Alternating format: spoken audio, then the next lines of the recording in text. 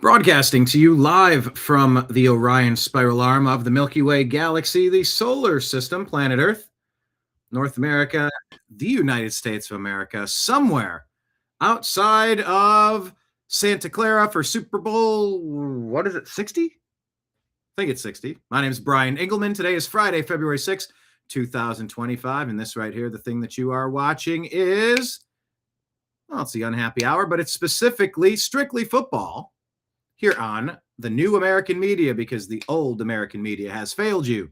Yes, we're going to bring in Mike Bara and Jim Mitchell. Our season 2, episode 29 is going to be a Super Bowl preview show. We have some updates. We have some injuries. We have the NFL awards that were all handed out yesterday, along with an awesomely hilarious list of fake awards to give out. We're going to talk about the lines. Lines, Lines, betting trends and such. And we're going to talk about, well, there's ancillary things. Izzy told us about some advertisement that was leaked, and he felt a certain way about it. We'll see if he wants to bring that up. We're going to talk about maybe the halftime show, just anything Super Bowl related, everything goes. So hit like, hit subscribe, share the show with a friend, Rumble Rant, Super Chats, all that jazz. The show begins right now. I'm Aaron Metcalf, and you're watching Unhappy Hour.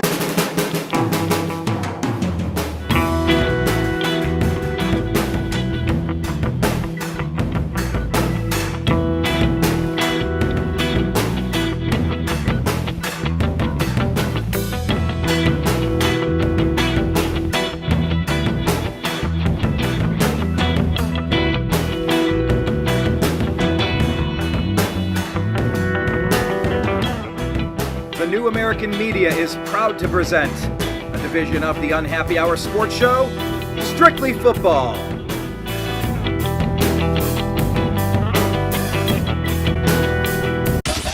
It's the Unhappy Hour. Thank you all for being here. Season 2, episode 29. It's been a wild ride, and I can't believe we are at the end of the... I feel like... Mike Bara, maybe we need to bring in Boys to Men to start singing End of the Road, because we've reached the end of the road of this season almost. Yeah, I know. It's been amazing. It's been fast. It's one game left, and my team is in it, and that is about as exciting as it can get. So let's hope something cool happens on Sunday. Absolutely. Congratulations to you and Jim. I mean, you know, we document this season that there's a lot, 17 games, all the like the draft, a lot goes into this, and you guys are in it. You got a chance. Hopefully one of these days. I'd like to say either one of us saw it coming, but I don't think we did. So I can't speak for Jim, but it is cool. If we saw it coming, Mike, we would have made a bet. That's true. Y'all being in Vegas, that is in your backyard, and you love your bets, that's for sure. I can bet that my Browns, well, I'm hoping. I would bet my Browns will improve next year, but we'll get to that in a minute. We get Defensive Rookie of the Year, Carson Schwesinger, Defensive Player of the Year, unanimous, Myles Garrett. And so what do? We make sure that we push our defensive coordinator, Jim Schwartz, out of the building. Make it make sense. Ez'Ryel Pickens, let's welcome him into the program. Izzy, good morning, sir. How are you doing? Good morning. Doing great. Yeah, you too.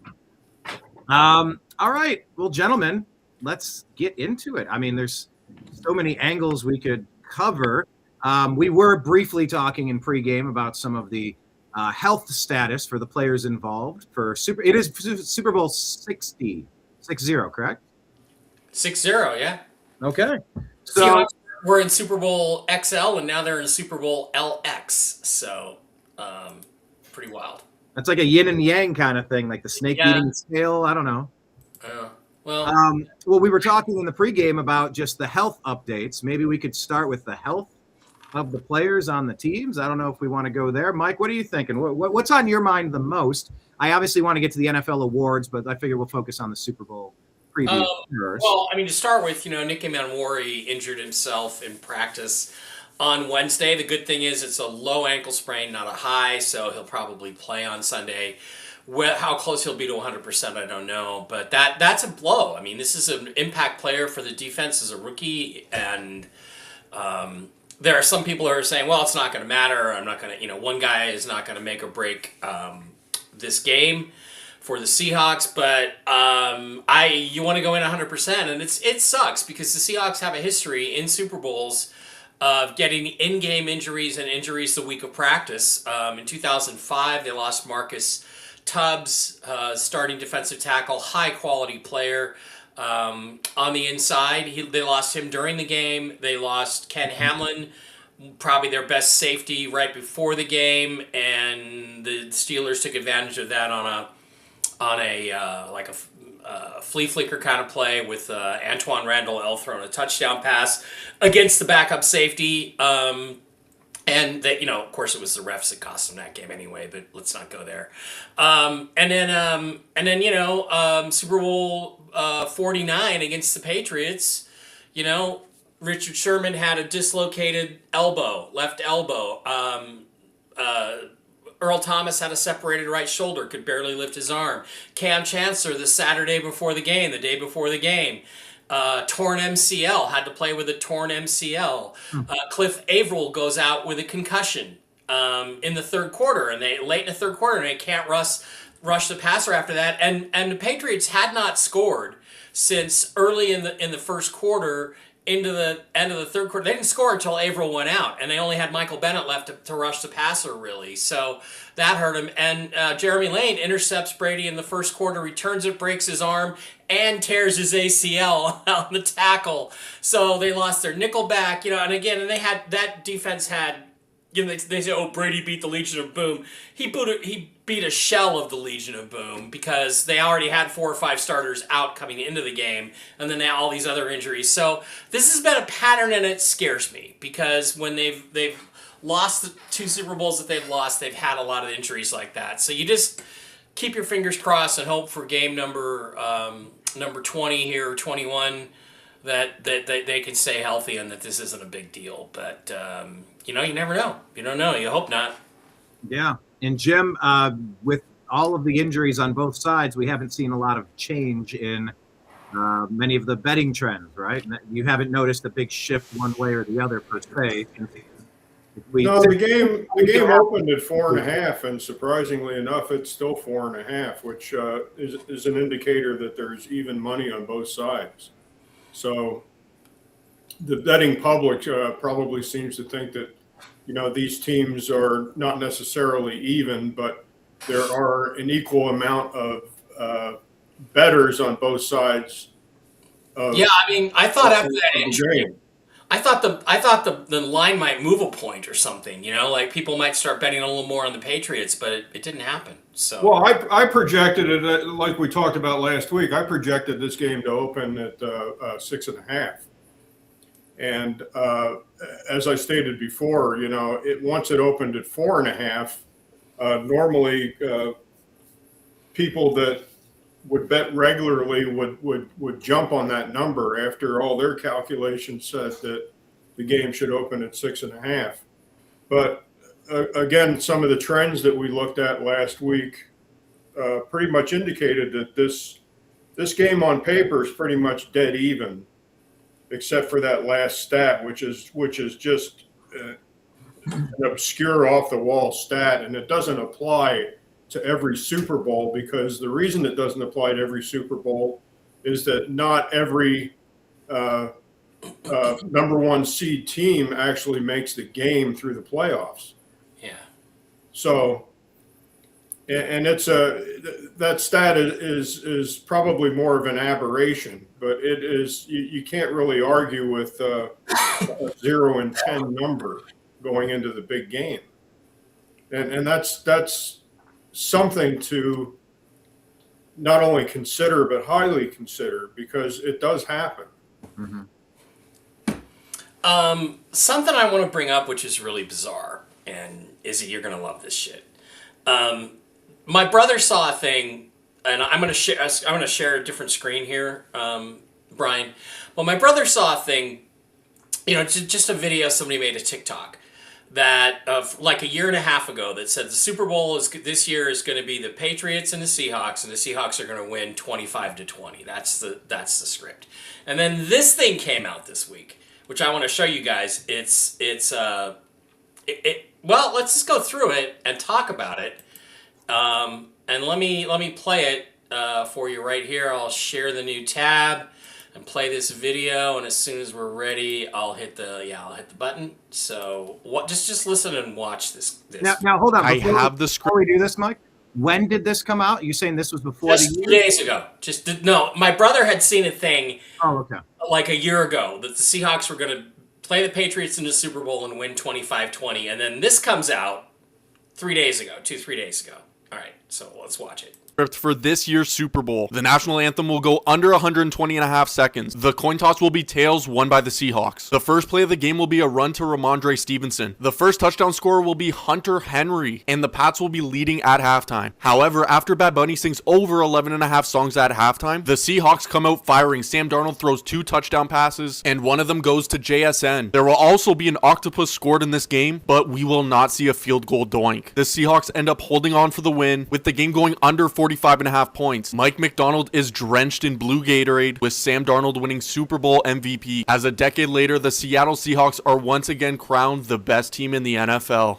I have the script for this year's Super Bowl. Okay, so that's the video. Now, Really quick, what's an octopus? That's a touchdown and a 2-point conversion? Jim, do you know what an octopus is? I think it's a touchdown and a 2-point conversion, yeah. I just know it's a cephalopod. So, here's the thing about it that's really interesting. If you look at the over-under, 45.5, this guy says it's the under. They hit the under, which would be 45 points, which could be a score of 25-20, exactly like this other video that came out a year ago. And the thing that I like in there, Jim, is Hunter Henry to score the first touchdown is plus 1,400. If that's still the number, I'm heading up to the casino as soon as it's over and laying $20 on Hunter Henry, because I'm looking at about, what, 15 grand, 14 grand, something like that? Let me get a calculation. 20 times... They're plus what? 28,000, yeah. It's plus 1,400 that Hunter Henry scores the first touchdown. So that's plus 1,400 based on laying 100? I do not know. It would be 1,400 times. I don't know. I'd have to look at it. But yeah. But I don't know. I mean, what if it comes out that way? What are you guys going to think if those things come true? Izzy, what do you think? Oh, yeah. One thing I do have to say is he going to make a 15-team parlay on this? I mean, no. Yeah, I wouldn't advise that. But yeah, exactly. it's an interesting video, but I can say there's a lot of videos out there that's like that with a lot of sports bettors that are like, hey, this is what's going to happen. This is what's going to happen. This is what's going to happen. Yeah. So, yeah, I mean, do with that information as. But it is pretty interesting to see that bets put up to think about. And Izzy, let me ask you about Eamon Worry. I mean, you've been singing his praises all year long. You love the guy. Are you concerned about the ankle? Like, they expect him to play, but I mean, how concerned are you about that? I mean, not that much. You know, of course, he's going to play. It's just a question of who's going to be a factor for him to re-injure that ankle, or what scenario is going to be in there for him to re-injure that ankle. And I really don't see Ramondre doing it. I really don't see Trevion Henderson doing it. The only realistic person I technically see is possibly a deep ball over the middle. The Patriots do like to go deep or on the outside, and he's trying to make a huge play or something to the tight end. But I highly doubt that's going to happen. So he should be healthy and ready to go to play on Sunday. Yeah, the thing is, you know, Eamon Worry is a huge difference maker on the team. He's like well, the defense exceptional because he can do things. He's like Derwin James on the Seahawks, or you know, even Kyle Hamilton. He's the next Kyle Hamilton, it looks like to me. And of course, McDonald had a hand in developing him, and so to not have him at 100%, it's gonna hurt. I mean, it's gonna hurt if he's not 100%. Yeah, if you have a defensive back that's out, historically, it won't change a point spread unless you're talking about somebody like a Deion Sanders, you know, that can actually change a game. But you know, a DB is not going to usually move the number. Usually the players, the positions that will move a number. Of course, number one is the quarterback. and believe it or not, number two that will move a number is a left tackle or a left guard. If you get those people off, because they're protecting the blind side of the quarterback if the quarterback is a right-handed quarterback. Of course. Let me just buzz through what at least Grok is telling me. It's AI, so some of this could be bunk, but it's at least what Elon's outlet is saying. Some of the injuries, of course, Sam Darnold, oblique. He was limited earlier in the week, upgraded to full participant on Thursday, expected to play and start, no major concerns. Does anyone here in the room have any concerns about the quarterback? Any for Darnold? No, I mean, he threw for 345 yards last game against the Rams. So I'm not too concerned about Darnold. I think he's going to be fine.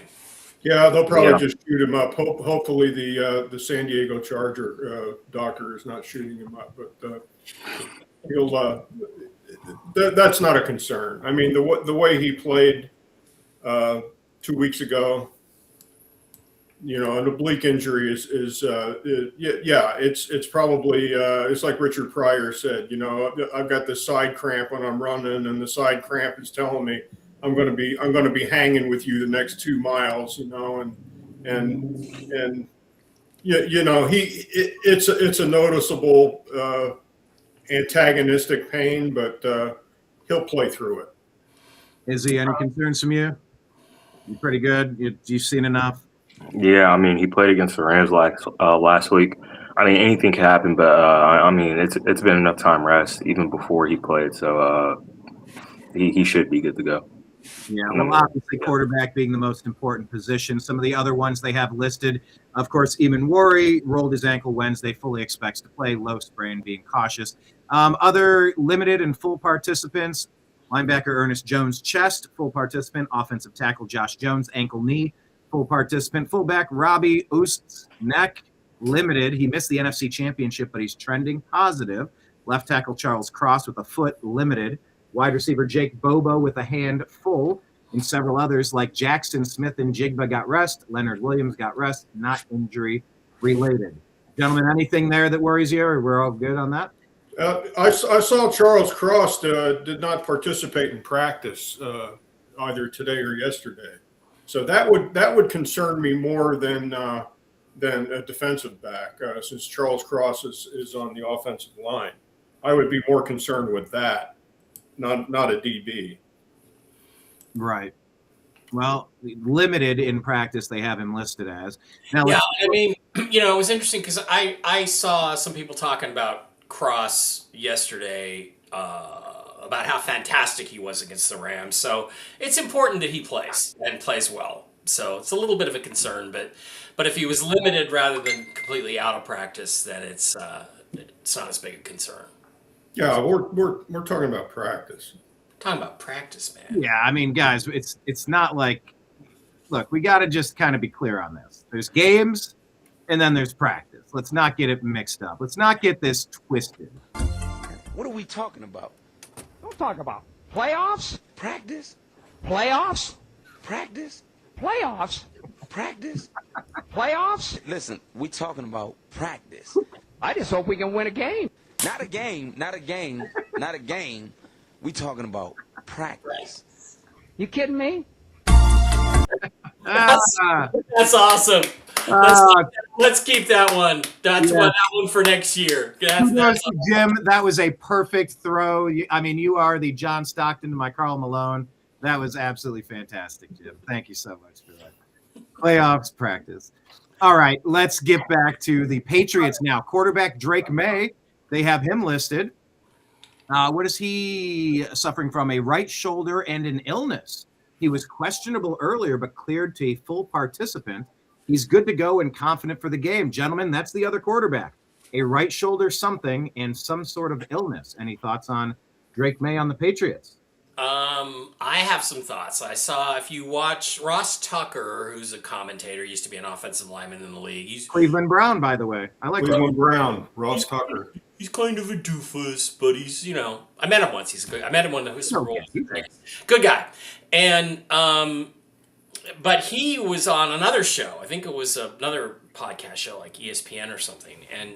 He was saying, he goes, people are saying this is no big deal with Drake May, but he pointed out that on Media Day on Tuesday, that when Drake May was sitting there and talking and answering questions, he had his right arm kind of like this. Yeah. And everything when he was talking and motioning, he wasn't using two hands. He was just using his left hand. So there are three possibilities here. This is the Patriots, right? One, they want you to think he's injured, but he's not. So he did this theatrical thing. Two, he really is injured to the point that he's protecting that shoulder a little bit. Or three, he just naturally talks only with his left hand, which I think is the least likely possibility. So there's a possibility that Drake May's injury is a little bit worse than people think it is. You saying he's half Italian? You're saying he's half Italian then, right? Yeah, he's half Italian. He talks with only gesticulation. But it was interesting because Dr. David Chow was going over it and saying there's something wrong with there. So that with his shoulder. So he may be throwing in practice. He has to, but will it affect his accuracy? Is going to be something to watch. And if he takes a hit, falls on the shoulder, what's going to happen? So. And can he push it downfield? If you ask me what would scare me more, Nicky Manwari having a sprained ankle or Sam Darnold having a questionable shoulder, definitely the questionable shoulder scares me more. So it's something to watch as we go into this game. Absolutely. Wait a minute. I do want to say one thing. Dr. David Chow was the one talking about it. And did you guys see that Ryan Leaf basically got in his face on Radio Row at Super Bowl and the Super Bowl and was screaming at him? Wow. Yeah, there might be some video. Let me look it up. They were both with the Chargers, were they not? They were. Okay, I've got it. Let me do a share here. I don't know exactly what happened, but Ryan Leaf, who of course is no judge of character, went off on him. Can you share that, Ryan? Yeah. It didn't make the beat. Let me switch the screen here. Yeah. This up bigger there. I thought this was a video, but this way. All right. That's the biggest I can make it. Was it still? I don't hear anything or see anything if you do. Mike. Can you guys see or hear anything? Press pause, Mike. Yeah, I don't see a Oh, it might have opened. Those two apparently were really close, but that quack Dr. Chow on. You had him on? Yeah. Yeah, he is a quack, isn't he? What happened? Well, listen, this goes way back, right? Yeah. Right, there's a history there. There's a history there. It's all about ethics for me. Junior played for New England. Junior was my teammate for 3 years. Those two apparently were really close, but he ended up being his drinking buddy. And then he was still prescribing him pain pills and Ambien. You're talking about Junior Seau. Yeah, yes. And Doc. And he was prescribing him pain pills and Ambien even after that first suicide attempt. And I think he played a role in that. He enabled the behavior, and he's just never taken any accountability for it. Yeah. And so I have a real problem with that. I work with a lot of former NFL players, guys who are going through real struggles that I went through, and I hate to see doctors taking advantage of that. He feels more like he was a groupie in the situation than anything else. And why couldn't he just be his friend? Why was he still writing prescriptions to him that ultimately, when you're going through a suicidal and depression things, you don't take Ambien, you don't take painkillers, right? That's stuff that takes you down the hole. It's inappropriate. I've had a problem with him for a long time, and I've told him that, and people have heard me from it, but this was the first time I felt confident enough that I had enough information that I could talk to him, or not really talk to him, confront him. My wife and I all week long knew we were probably going to run into him. So we practiced it at home. When I saw him. Who played who? I played myself. She played Dr. Chow. Okay, all right. Okay, all right. And I was going to take the high road, and I was going to talk, mild manner. And for whatever reason, the first person I saw on Radio Row yesterday was him. Now this was a test. Yeah. And I failed it miserably. Yeah. What time? Honey, that's not how we practiced it last night. Didn't work out the way. 8:40 a.m. yesterday So it morning. was right after. So he was on with us pretty early. And then, so you run into each other here at Radio Row, which is full of. But no one was here then. Okay. There was empty space over there, and I walked by, and I don't know if it was a projection on my part or somebody looked like he gave me a little smirk or something. Okay. Yep. I just said, "You effing fraud." Yeah. And said that to him. Yeah. And I said, you absolutely are the most despicable individual. Did he look around and go, who, me? No, he's just like, Ryan. And then a guy sitting next to him was like, why don't you come on the Ross Tucker show and we'll talk about all this? And I go, F you and F Ross Tucker. Poor Ross Tucker got pulled into this. The nicest guy on the planet. I swear to God, if he would have said, come on, why don't you come on WEEI and talk about this, that's what it would have come out of my mouth, Hey, Ryan, it kind of felt good, though, didn't it? It felt good for about 10 minutes. Okay.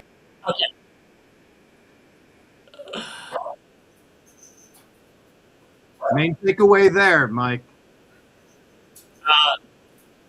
To me, that's that. I mean, Ryan Leaf is a hothead. Ryan Leaf is a jerk.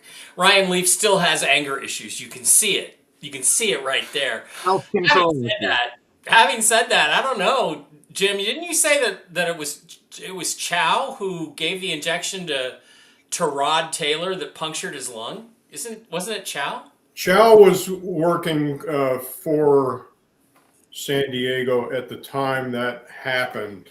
I'm 90% sure of that. But as far as administering the injection, I don't know if it was Chow. But shortly after, Chow went to work for the Jim Rome Network, and that's when he started his business as far as trends. He has his own football trend company. In other words, he gives that out for a price, and it's a lot of the stuff that we do on the show, but of course you're paying for it, and they're pretty accurate, and a lot of it has to do with medical problems that an individual player would have prior to the game. In other words, if just throwing that out with Drake May's shoulder, he may emphasize that ailment, and he'll adjust a point spread in accordance with a certain ailment, saying that this is not necessarily a good bet. And that was when I first heard that he had this betting trends company. I listened to a few of his programs, and he's pretty accurate in what he says. And it's not a Nostradamus thing like this is going to happen. This is likely to happen. And I think he was on staff at San Diego when this happened to Rod, when he got his lung punctured. I don't know if he was, again, I don't know if he was the one that actually administered the injection or attempted injection, but Ryan Leaf is a hothead. I mean, that guy's jacked now. I mean, he's not built like a quarterback. He's built like a defensive tackle. And I mean, you could see it in his face. I mean, his face was flushing up when he's talking about Chow. And Ryan Leaf is a jerk, Mike. You're right, and he's a bully too. David Chow is not a large person. And of course he's buddying up with Ross Tucker. Ross Tucker is from what I could see is just a super nice guy. And I listened to Ross. And he did play for the Browns, and Ross Tucker is a very personable individual, as far as getting his information across, and Leaf just comes across as a bully, Hey, real quick, you talked about Ryan Leaf getting jacked. Who's this quarterback? Do you have any idea who this guy is? A former quarterback. Is it Ryan Leaf? Not Ryan Leaf. Don't know. Any other guesses? It's not Fran Tarkenton, is it? Did he just pass away? Did I see? No. Sonny Jurgensen passed away. Jurgensen, that's what it was. Yeah. Izzy, any guess on this former quarterback? This jacked former quarterback, married to a playmate. Tim Couch, everybody. Tim freaking Couch. Well, wouldn't you know it'd be a Brown, Mike? Yeah, big shot. Likely. I don't really check out the physique of any shirtless quarterbacks per se, but it's a Cleveland Browns. Not as if there's anything wrong with that. Not that there's anything wrong with it. Let me go through some of the other injuries real quick. Linebacker Harold Landry with a knee didn't participate. Limited in another. Status day-to-day trending toward playing for New England. Robert Spillane, linebacker with an ankle, limited after missing a prior season, expected to suit up. And offensive tackle Thayer Munford Jr., knee, limited, some rest days. So essentially we got some stuff to pay attention to, but nothing too serious. Is that fair to say?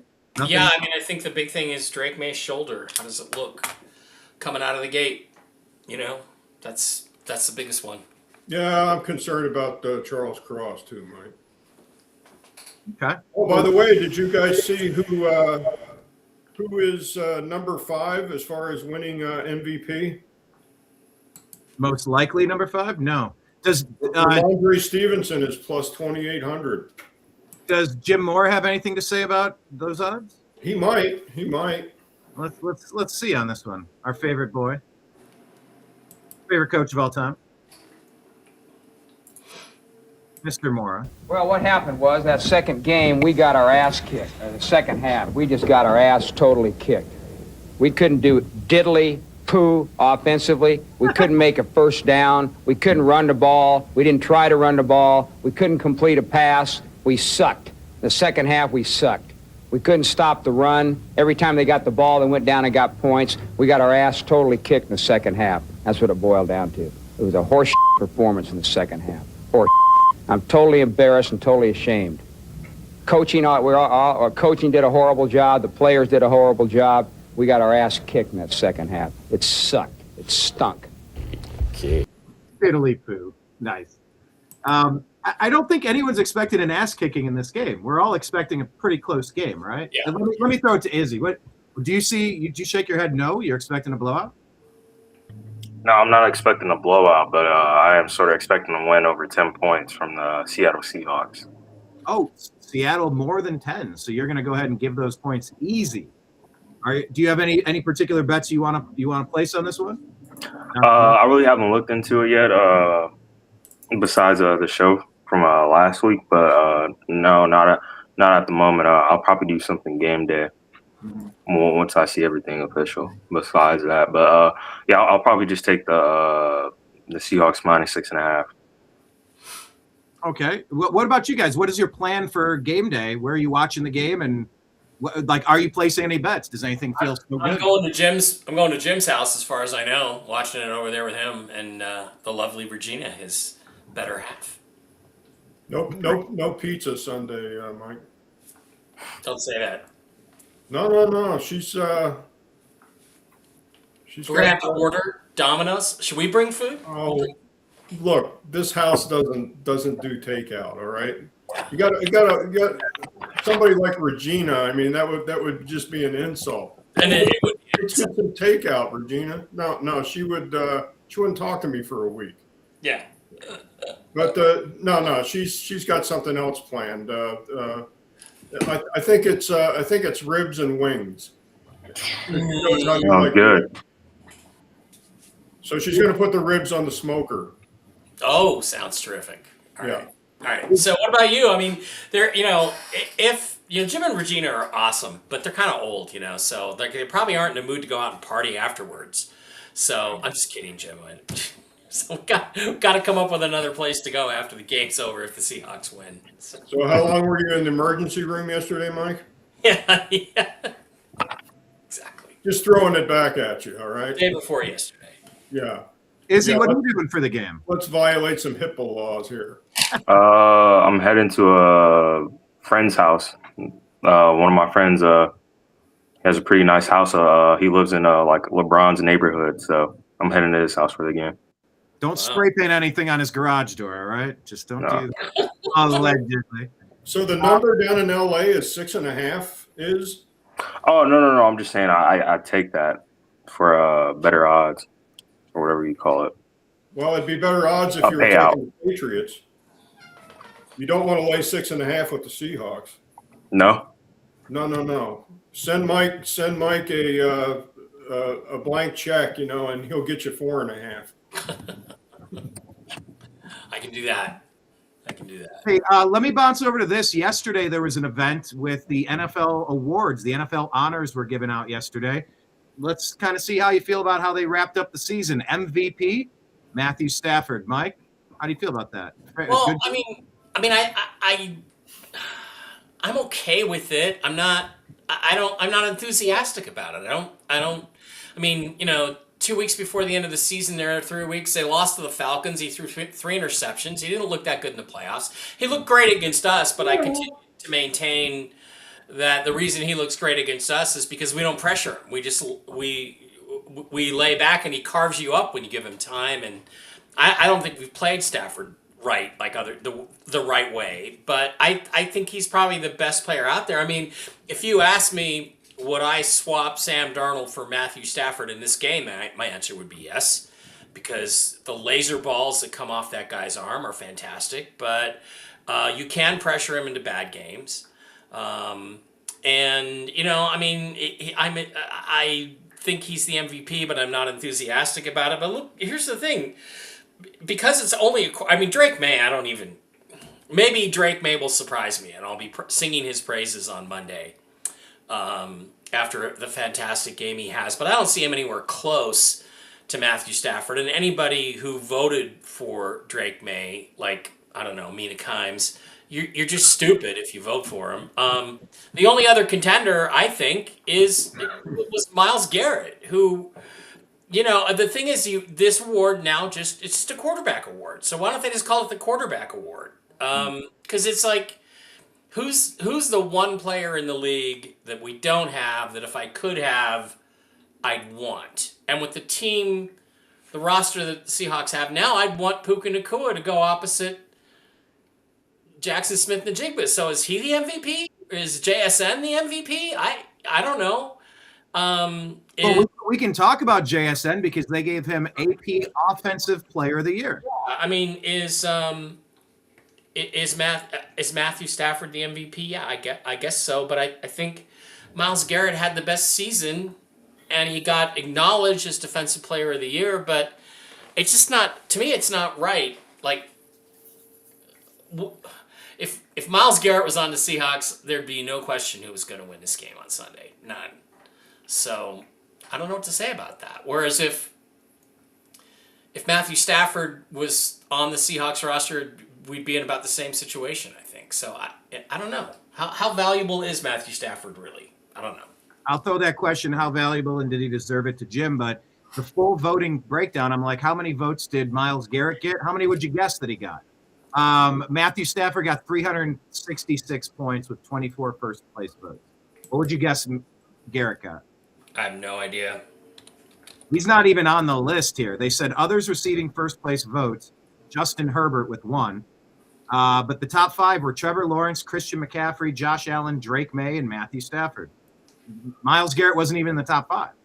So, yeah, I mean, it's sort of just turned into a quarterback award. Wait a minute, you're telling me... Also, his team sucks.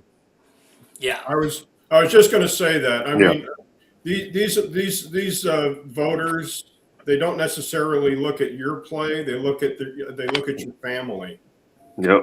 What's your family tree? And what Izzy says is absolutely correct. And their whole theory is that the apple doesn't fall far from the tree.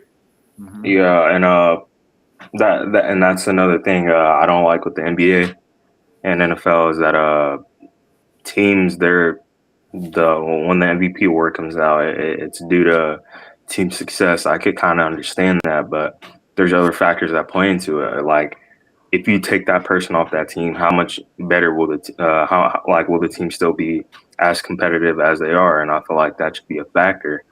And that should be the determining factor. Yeah, exactly. It's like if you take this guy away and put in another person, it's like war in baseball.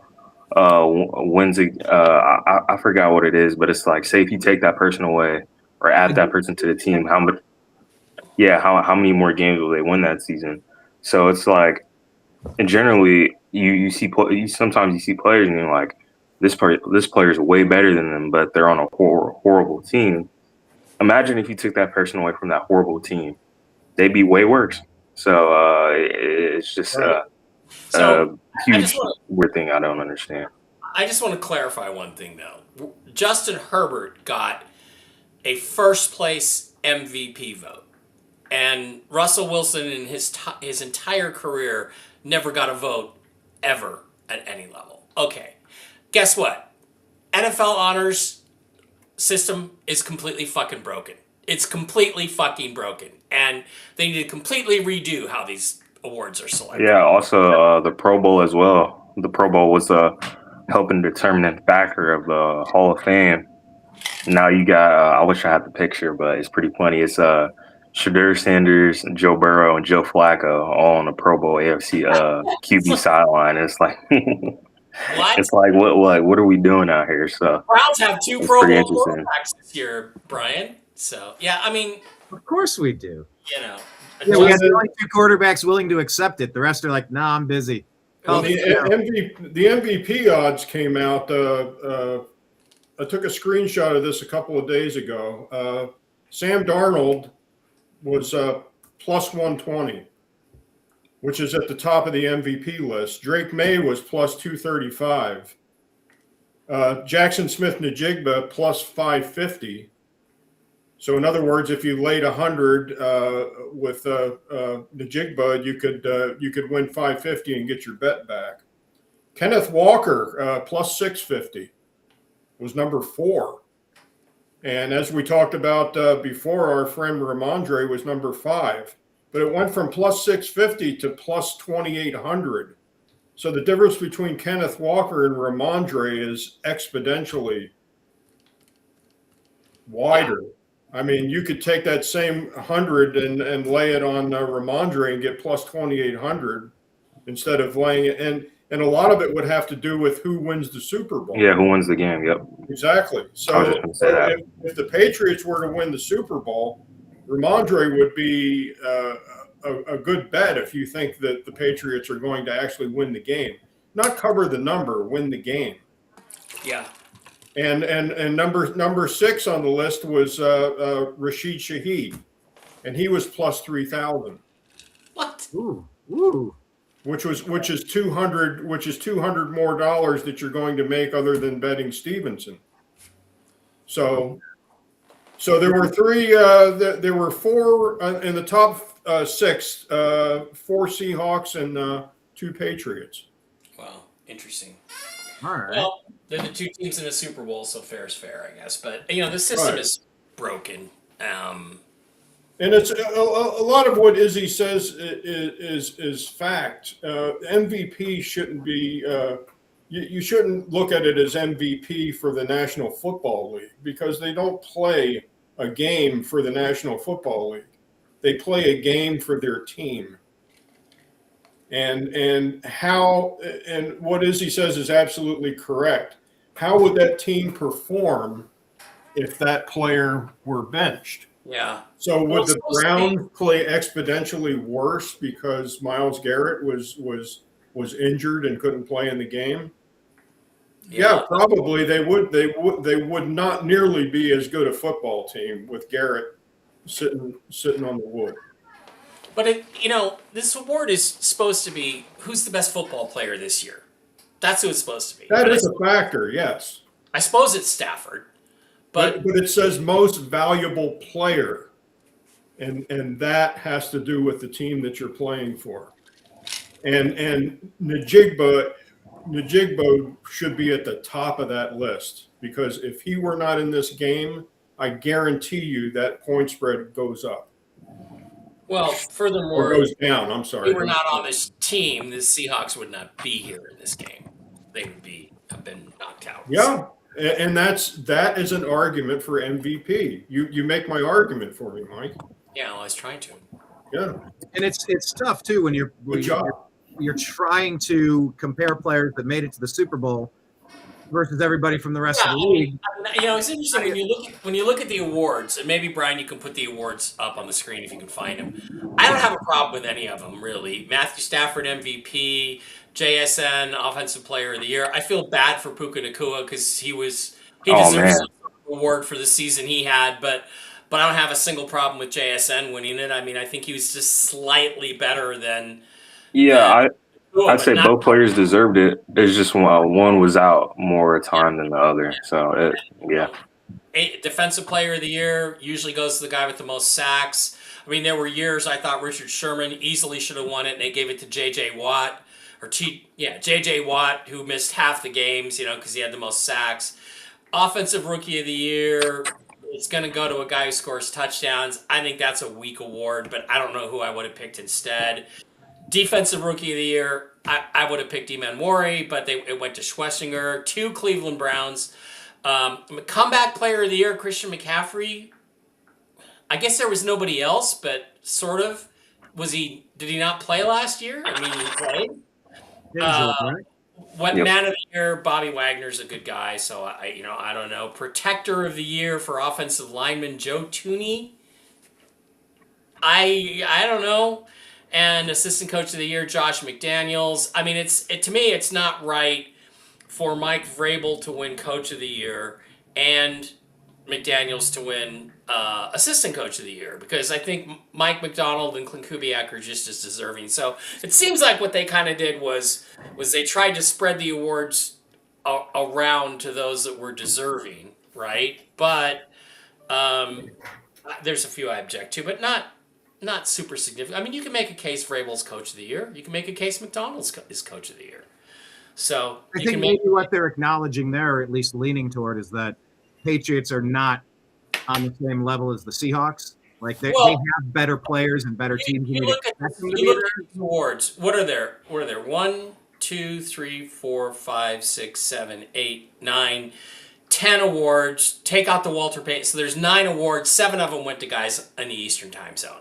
Who's the majority of the voters? East Coast sports writers. So to me, that's bullshit. So I think Liam Cohen got the second amount of votes, did he not? Yeah, which again, so 8 out of 10 East Coast guys. So there's an inherent bias against West Coast players and coaches. There just is, and that's why I think the system is screwed up. We got it this week in the Hall of Fame vote.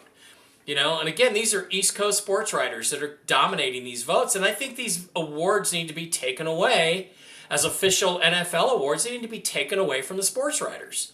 Hands down, not for nothing, but the best division in football is the NFC West. Yeah, and there's there's very little there. I mean, for me, I would get rid of the Pro Bowl, and I would have a first, second, and third team All-Pro team. It would not be the AP. It would be the votes would be split up. Yeah. 1/3 fans, 1/3 players and coaches, and 1/3 the current sports writers. And that, I think, you get a much more balanced award system. Essentially, they did. They did take that animal in the backyard and put a bullet in its head. The Pro Bowl's been, put to rest. They were spending a lot of money, sending these players to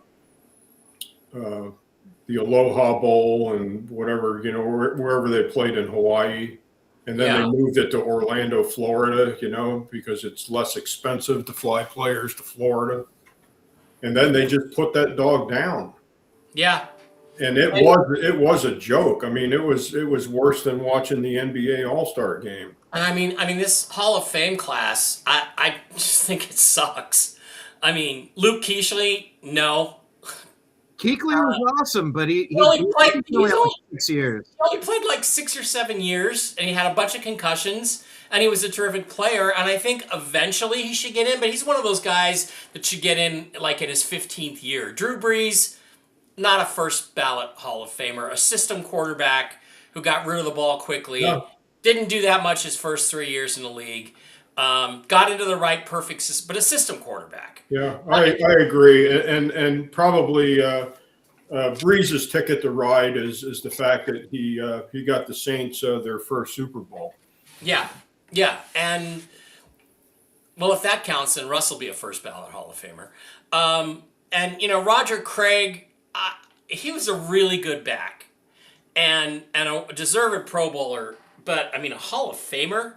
A Hall of Famer is somebody like Eric Dickerson, who you take one wrong angle and he's exploding for 80 yards up the field. Roger Craig was not in that class. He was a good player, but another guy that maybe I don't know how many years he was eligible, probably 10 or 15 years. Maybe he got in around the right time, but I don't really think he's a Hall of Famer.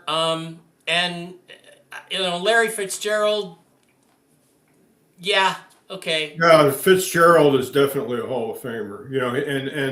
And Izzy's point, Fitzgerald played for a bad football team. Yeah. But Fitzgerald's 100% Hall of You Famer. put Fitzgerald down, and that bad football team, Yeah, and I did say yes, and he also had the largest head of any football player I have ever seen. Have you ever seen his helmet? Looked like one of those concussion helmet things, but it was a regular helmet. I mean, the guy had the most enormous fucking head I've ever seen in my life. He's a great player. Would have loved to have had him. The person that should be in the Hall of Fame that is not, and I don't understand, is Jim Plunkett.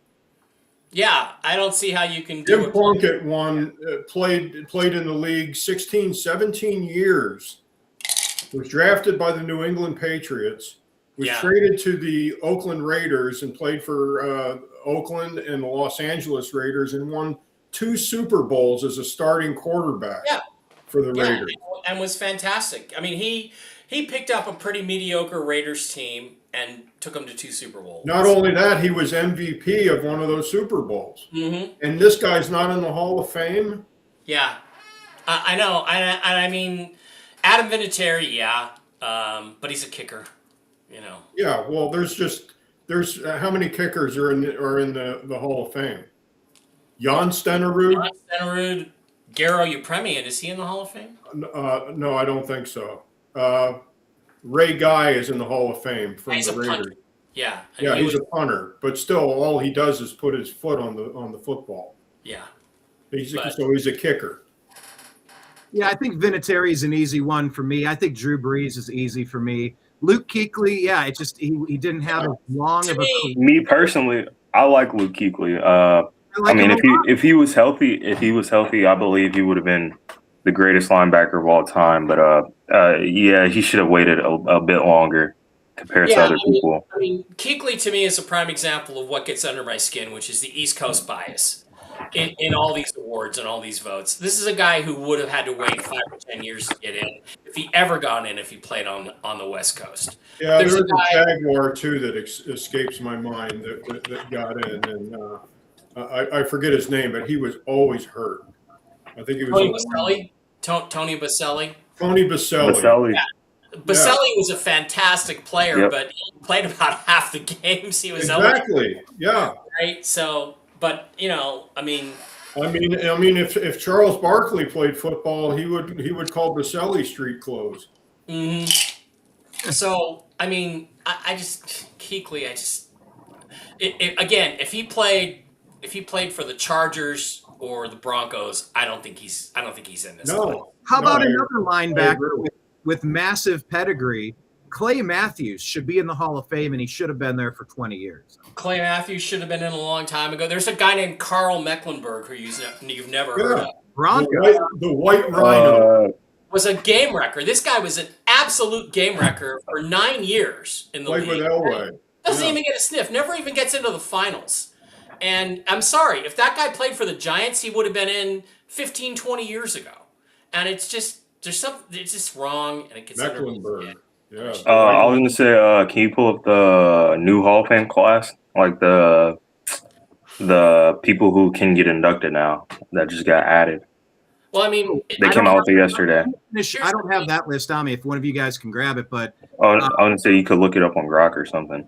Yeah, let me just address this. I just want to mention Larry Fitzgerald has more career tackles than catches or drops. Yeah, that's one of the craziest stats I've ever heard. And referencing what you were mentioning about kickers in the Hall of Fame, Lou the Toe Groza, Cleveland Brown, Lou the Toe Groza, George Blanda, Jan Stenerud, Morton Anderson. Like 30 years. Played for the Saints. Yeah. It's a pretty fair list, I think. That's a pretty fair list. And kickers, it is part of the game, I guess. I mean, look, the thing is, if Kuechly gets in second year, to me, Bobby Wagner better get in the first year that he's up. Yeah, George Blanda played till he was like 44, 45 years old. Yeah, but the thing is, it's also about if you're famous, right? And that's the Hall of Fame. These are famous players who played in famous games, who made famous plays. Yeah. You know, there was a guy, Ken Stabler, who was quarterback for the Raiders, also led them to their first Super Bowl. Left-handed quarterback, not a great athlete, used to go out drinking before the game every night, right? And there was a guy named Paul Zimmerman who had so much influence with the Hall of Fame committee that he kept him out of the Hall of Fame for 15 years. And Paul Zimmerman had to freaking die. I'm not even sure if Stabler still is in.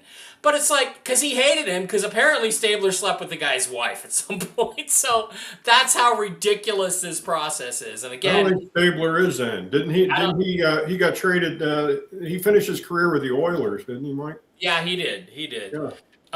But, you know, he was one of the most famous football players of his era, and he exemplified the Raiders of the time. And, yeah, he's got, like, literally every... Oh, no, he's now in the Pro Football Hall of Fame. He is. Okay. Yeah. Let me give you a list. This guy Zimmerman, this East Coast guy who lived around Washington and covered the Redskins, he had to die before Ken Stabler got in. So it's just wrong. I think we need new processes for all these things. One, get rid of the Pro Bowl. Just first, second, and third team All Pro. 1/3 fans, 1/3 coaches and players, and 1/3 the sports writers. And that I think will be a much more balanced Hall of Fame and annual award thing. Let me ask you guys, what do you make of the fact that Robert Kraft and Bill Belichick did not get in? Let's go around the horn. Get your thoughts on Belichick and Kraft being snubbed, Mike. Well, Belichick supposedly didn't get in because people felt like he cheated. It's just sore losers who couldn't beat the Patriots. And yeah, did the Patriots cheat? Yeah. I will say this: if Bill Belichick has to wait a year, then Tom Brady should have to wait a year because Tom Brady cheated too. And you don't believe me? Go read my article about Deflategate. Tom Brady knew all about it. There's no question about that. And it was done deliberately, and it was with intention.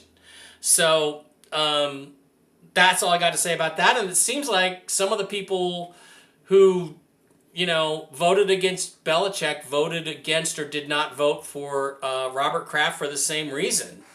But, you know, I think the NFL it's off on the wrong track. The way it's treating its fans, the halftime shows, the globalism, all of the shit that they're doing is not very popular. And Robert Kraft is the architect of a lot of this stuff. He really is. And I think there's some people that were not happy about that. So, you know, the Patriots got jobbed because, like they said, if Bill Belichick is not a first ballot Hall of Fame coach, I don't know who is. Yeah, and Rob Gronkowski was joking about it. Like, if someone asked him, I don't know if it was Rich Eisen or someone, he's like, imagine how many Super Bowls I would have had if I had a Hall of Fame coach. Just imagine how much better my career would have been. Yeah, that was good. It's pretty funny. And we will talk about the halftime show, and Izzy shared a commercial for the Super Bowl that was, he's like, what is this about? We'll get to that in a second. But Jim, what do you make of the Patriots brass not getting in the Hall of Fame here? Yeah, I can. You know, at first glance, it was a shock that Belichick didn't get in first ballot, but I don't understand how they can put. No offense, they can put Jerry Jones in the Hall of Fame, and not Robert Kraft. Robert Kraft has Jerry Jones bought the most money into the NFL.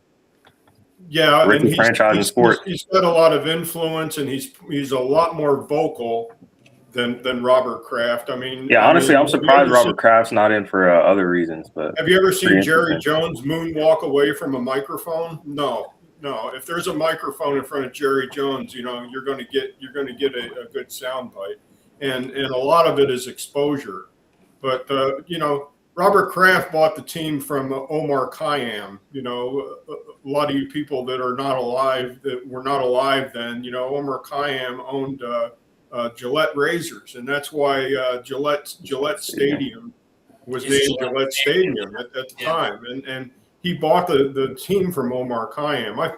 The only indiscretion that I could see that Kraft had that might have kept him out was they went to a Super Bowl, and I believe it was in Florida, and Robert Kraft got caught in a prostitution sting, you know, where he was getting massage, at a massage parlor in I believe it was Miami, where they were playing at the time Joe Robbie Stadium, and he got caught up in that, and I don't know if he was actually physically booked. He might have been a Class 2 citation, which what they normally do in a prostitution situation, but he got caught up in that, and that may be, the only black mark, and they may say, okay, you're going to say 3 Our Fathers and 2 Hail Marys, Bob. Well, I mean, you're not going to get in the Hall of Fame your first time around, which is right. Extraordinary. And I mean, he went to a massage parlor for a rub and a tuck, and it's like, wow, that's why does a billionaire have to do that? He doesn't have to. Did he want to? Thoughts on the Patriots? Yeah, like I said, Robert Kraft should be in the Hall of Fame for other reasons. But I was going to say the next year's Hall of Fame class, or who are eligible for first year, is Joe Hayden, Ryan Kerrigan, Malcolm Jenkins, Brandon Brooks, Donta Hightower, Le'Veon Bell, Antonio Brown, Cam Newton, Gerald McCoy, Andrew Whitworth, Alex Mack, Richard Sherman, Eric Weddle, Ben Roethlisberger, Rob Gronkowski, and Adrian Peterson. Gronk, AP. Who was the other one? The last 3? Gronk, Adrian Peterson, and Ben Roethlisberger. Yeah, they're all easy first ballot. Yeah. You could put Sherman there too. I think Sherman. I say Antonio Brown's first ballot. Antonio Brown's going to end up doing his push-ups. He ain't going in first ballot. Really? Oh yeah. After the career he had, I mean, he was career Shamir. Antonio Brown is a whack. Huge. Well, it's going to be funny if he once he does get elected into the Hall of Fame. I'll tell you what, it is. We'll make a side bet if you'd like. Anything you want to put up, I'll cover. Yeah, I don't think Antonio Brown is very well liked by the press. I think he's going to have. Oh yeah, I'm not saying he's well. I mean, yeah, of course he's not well liked. I'm just saying it'd be funny to see him one day get the gold jacket put around him. Mike, did you? Because me personally, undoubtedly, I believe Antonio Brown was the best receiver in the 2010s. But I mean, his off the field and on the field shenanigans are another question. But I'm just saying they just allowed him for eligibility and pretty fast. So He'll have to sell the gold jacket to make his child support payments. Brady, when he went to the Patriots, Brady opened up the door for him and put him up in his mansion. Didn't even say, go look for a place to live, Antonio. You're playing with us. And oddly enough, he followed him to the Buccaneers. And what the hell does he do? He strips off his jersey. He's standing in the end zone and just undresses himself. You're putting that in the Hall of Fame? I'm voting no. Yeah, that was pretty strange. Mike, did you hear any names on that list other than Roethlisberger, Adrian Peterson, and what's the other one? Is he Gronkowski? They're all Gronk is first ballot. Oh yeah. Adrian Peterson. Adrian Peterson's first ballot. Yeah. Actually, will Ben Roethlisberger and Adrian Peterson be punished for the raping and for the Adrian Peter? What was it? He got arrested for abusing his kids. He was beating his child. Around, yeah, he slapped his kids around. Yeah. Roethlisberger to me is a marginal Hall of Famer. Yeah. I think he's a good player, but well, if he doesn't get in, he'll be the fourth quarterback with 2 Super Bowls. Not in the Hall of Fame. And I mean I think he'll eventually go. But I don't know that first year eligible that I would vote for him. I wouldn't. So. And then you got some wild cards in Cam Newton and Le'Veon Bell, which is pretty funny to me. Oh, Cam Newton and Cam Newton. No. I'm not going to jump on that fumble during the Super Bowl, Cam Newton, because I'm afraid I'm going to get hurt. That screams Hall of Fame to me. Yeah, that's going to haunt him. But I mean, I don't know. You don't remember that, Brian? Oh yeah. No, I remember that. Yeah. Yeah. What I was looking at here, though, I was looking at key first-time eligible players for 25 that weren't in 24. Is it true Marshawn Lynch and Earl Thomas and Aqib Talib, weren't they all Seahawks? Yeah, no, Keep Talib was never a Seahawk, but Earl Thomas and Marshawn, yeah, they've been gone. Thomas and Marshawn, yeah. Should Is they Marshawn on the ballot? No, he probably already is. These are just new people who are eligible for next year. Yeah, Marshawn will go. I don't know if he'll go first ballot, but he will. I mean, the market that he put on the NFL was that run in the playoff game against the Saints. I think everybody on the defensive team actually touched him before he went in the end zone. Yeah, maybe twice, like the game at Tecmo Bowl. With Marshawn Lynch, it's like if Jerome Bettis is in the Hall of Fame, Marshawn Lynch is certainly a Hall of Fame. 100%, yeah. That kind of comparison for me. So yeah. Some of the names on this list are Antoine Bethea, Darren Sproles, Delanie Walker, Vernon Davis, Ryan Khalil, Travis Frederick, Joe Staley, Demaryius Thomas, Aqib Talib, Earl Thomas, Marshall Yonda, Marshawn Lynch, Terrell Suggs, and Eli Manning. At least Grok is telling me those are first-time players that did not get in this year. I don't know if Vernon Davis makes it either. I mean that was one of the greatest sound bites when Mike Singletary, when he was coach of the 49ers. Yeah. Can't play with him, won't play with him. He sat him down during the game. That was Vernon Davis. But Vernon Davis turned around his career, and he turned out to be a hell of a football player.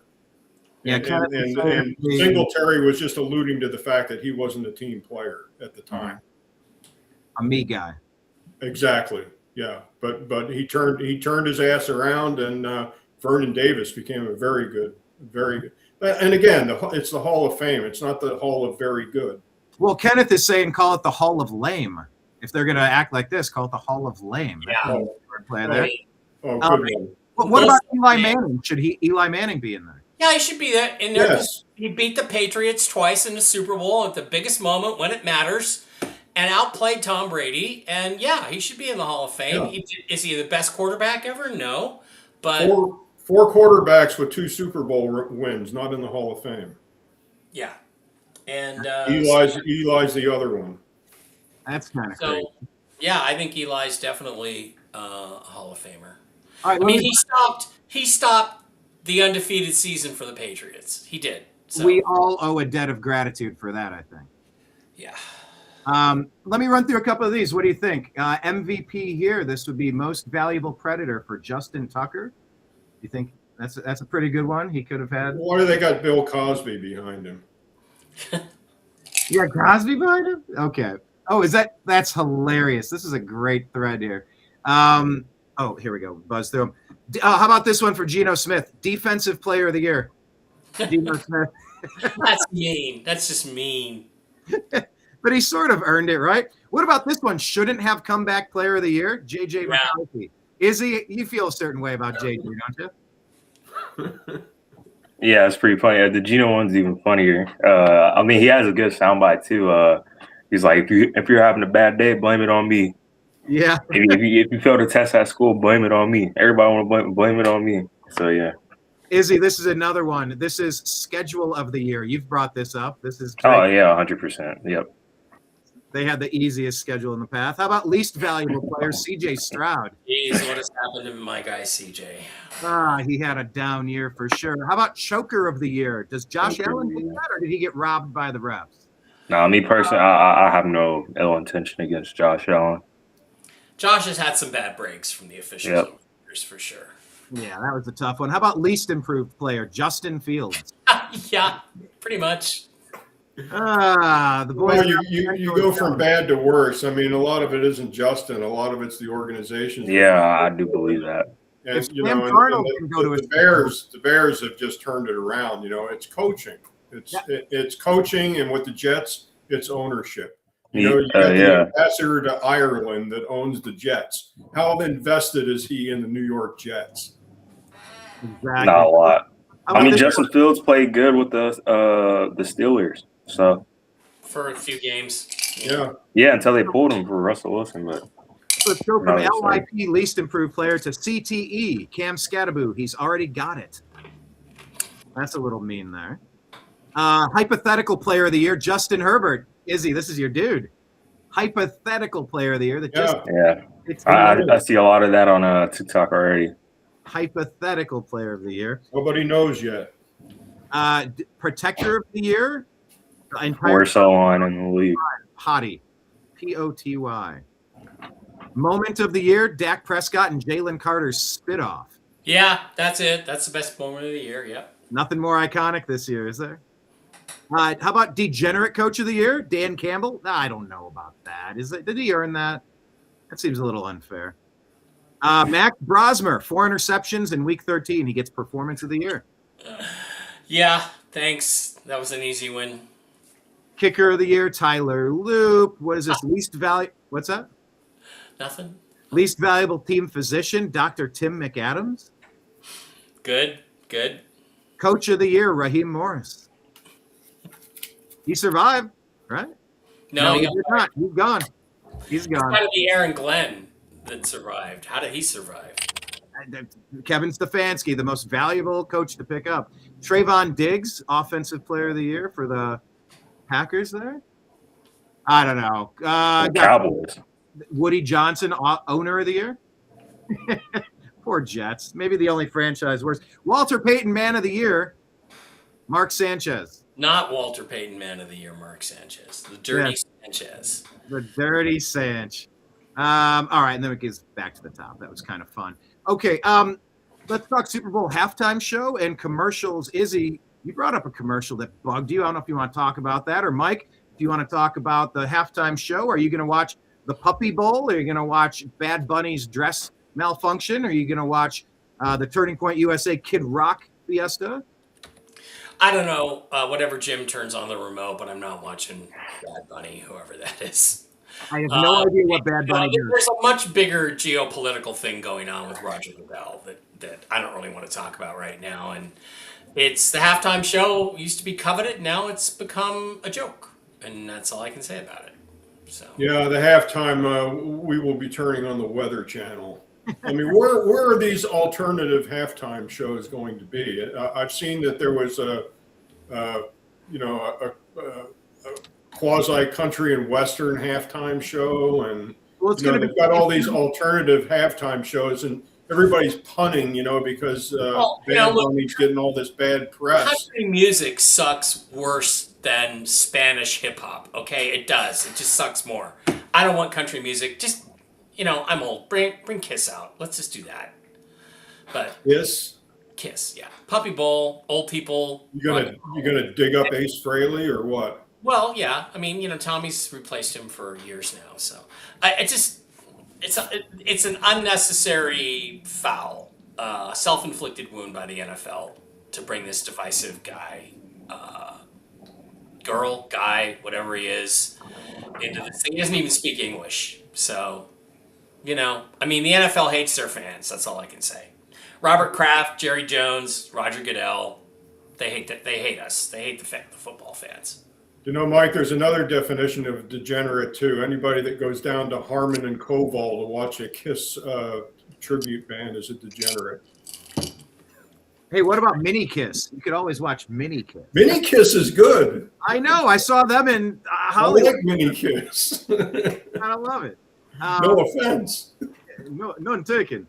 The Turning Point USA All-American Alternative for people who love football, America, good music, and Jesus. It's going to have country artists Brantley Gilbert, Lee Bryce, Gabby. Right, yeah. And Kid Rock. I know Kid Rock, and he puts on a hell of a show, so I will watch that. But yeah, you can watch that on the TPUSA social media channels. It'll be on X and Rumble and YouTube and stuff. Izzy, any thoughts on halftime or any of the commercials? I don't know if you sent a message out about a certain commercial you watched. I don't know if you wanted to get into it or just leave it be. That's your call. Yeah, I'll probably leave it be. All right. Just in case. Future. Thanks. Okay, we'll leave it there. Then I guess we will probably leave it all there. Is there any other odds and ends that we didn't get into today for the final pre-Super Bowl show? Yeah, I've got two things to bring up. Hopefully a quote as well, Joe. I have a in the playoffs so far, Drake May playoffs. Drake May's completion percentage. Any idea what that is? Drake May completion percentage in the playoffs. How well is he? 45%. 55%. 55, 10% off. What is the league average? Or what makes a good quarterback? What is the number you're supposed to be at? Well, Mike should know that off the top of his head. I don't know. I don't give a shit. Okay. And the second thing, the Patriots played 11 games this year where the coach was either fired or let go. That's right funny. after that game.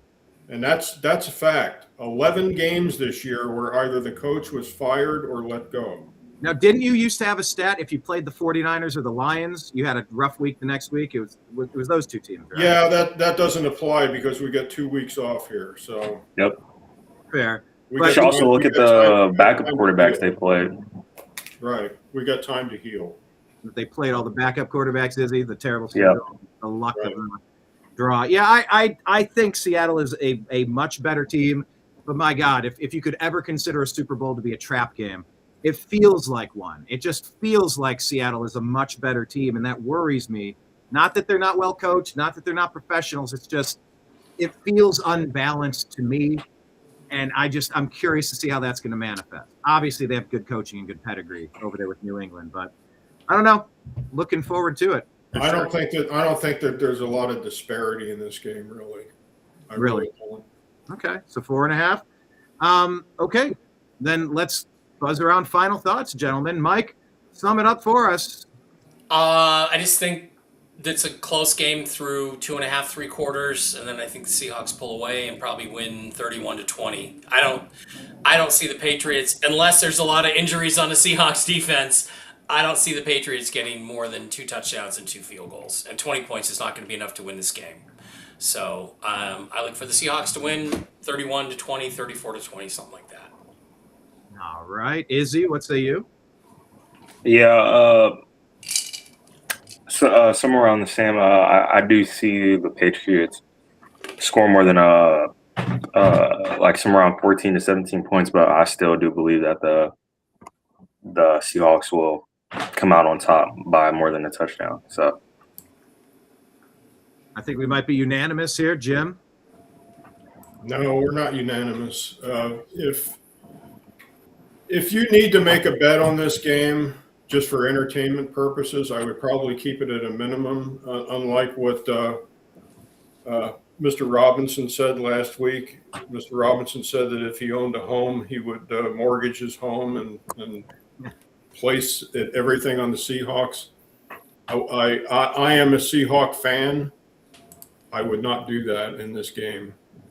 I saw someone on TikTok. They put their savings up. This 20-year-old put like 33,000 down on the Seahawks one because he's a lifetime Seahawks fan.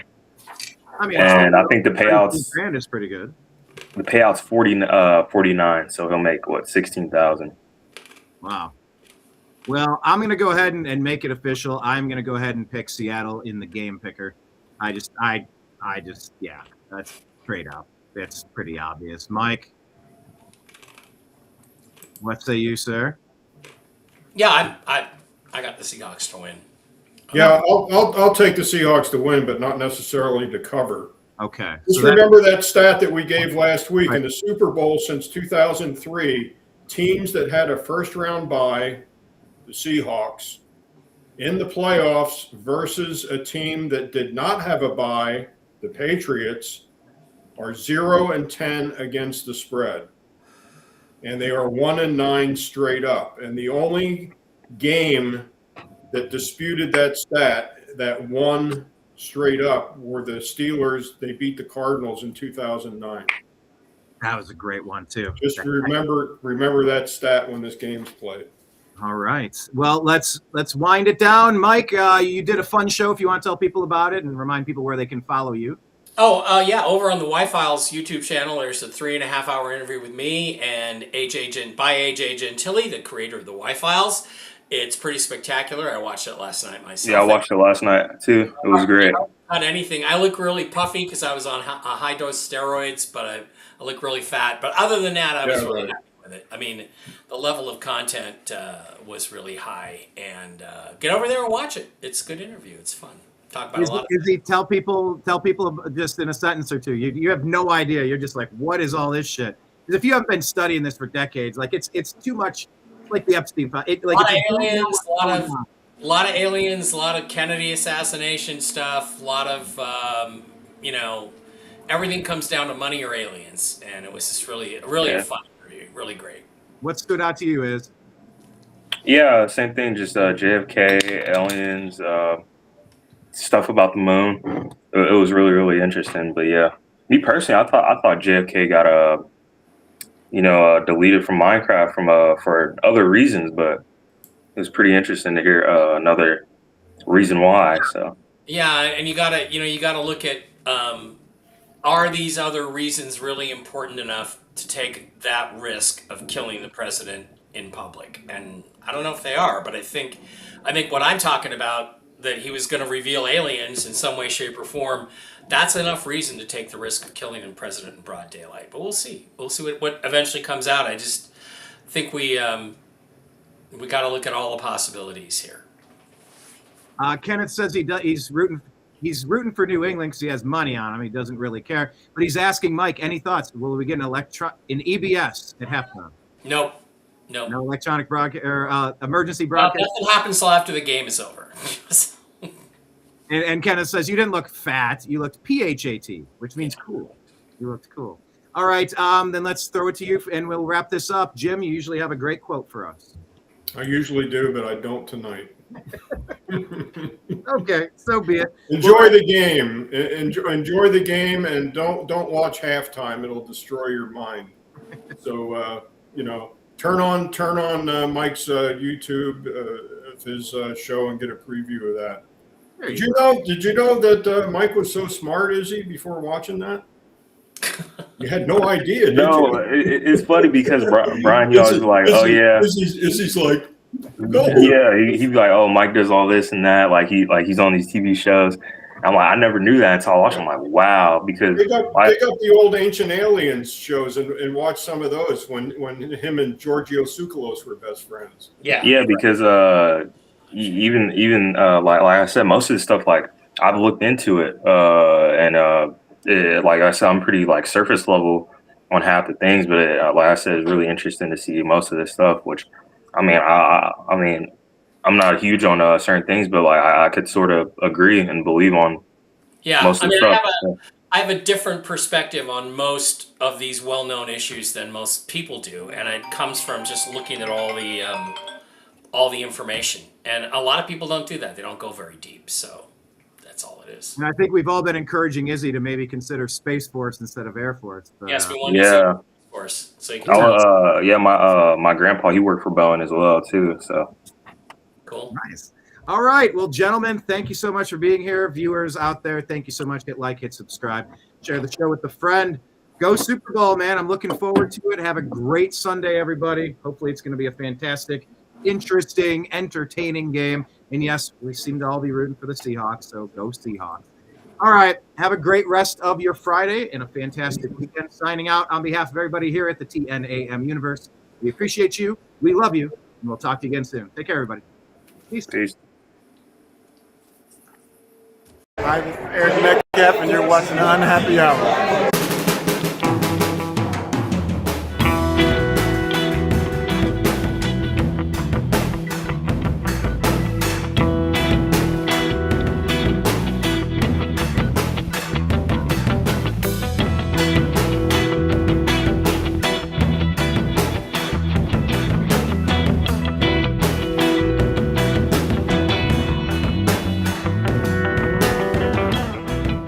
New American Media is proud to present a division of the Unhappy Hour Sports Show, Strictly Football.